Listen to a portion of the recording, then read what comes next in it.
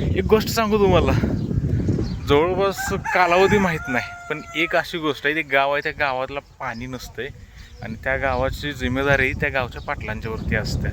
आणि गावचा नेता असल्यामुळं त्यांना बरंच अडचणी असतात गावाचं भलं करायच्या टायमाला. पण गावची देवी त्या पाटलांना साक्षात्कार देत्या की एक ओली बाळातीन, जिची नुसतीच बाळातपण झालेलं असते, ओली बाळातीन तिनं समाधी घेतल्याशिवाय गावाला पाणी मिळणार नाही, अशी ती साक्षात्कार झाला. आणि हा साक्षात्कार त्यांनी घरात कोणाला तरी बोलून दाखवला आणि ते त्यांच्या सुनबाईनं ऐकला. सासऱ्याचा शब्द पडू नये, सासऱ्याचं नाव गावात कुठं कमी होऊ नये, म्हणून त्या सुनबाईनं एका ठिकाणी आपल्या घरगाड्याला सांगितलं, बाबा जाऊन तू पाना बांध.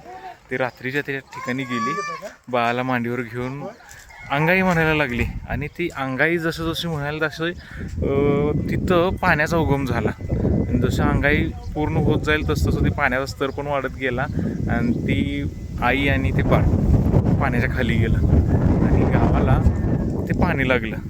आणि सकाळ होता होता मग अशी अजून एक गोष्ट आहे, बाबा त्या स्त्रीचा आत्मा सासऱ्याच्या घरी गेली, बाबा तुमची अडचण कायमची बंद झाली, निघून गेली. आणि सकाळी झाल्यानंतर लक्षात आलं की गावाला पाणी लागले, तळ्याला पाणी लागले.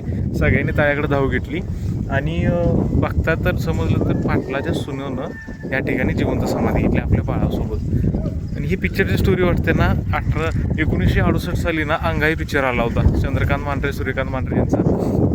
आणि अंगाई पिक्चर ज्या गावात शूट झाला आहे, ज्या सत्यकथेवरती शूट झालं आहे ना, ते एक गाव आहे भेडसगाव, शाहूवाडी तालुक्यातलं, कोल्हापूर जिल्ह्यातलं शेवटच्या टोकाचं गाव आहे. आणि ते अंगाई तलाव हा आहे माझ्या पाठीमागं भेडसगावमध्ये.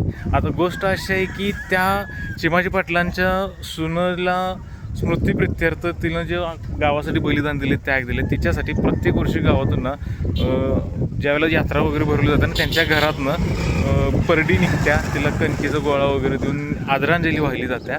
आणि हेच ते आहे सतीचं तळ, हिला अंगाई तळ पण म्हटलं जातं आहे. ही गोष्ट तुम्हाला माहीत होती का? भेडस गावात घडलेली गोष्ट खरी आहे, अंगाई पिक्चरवरची.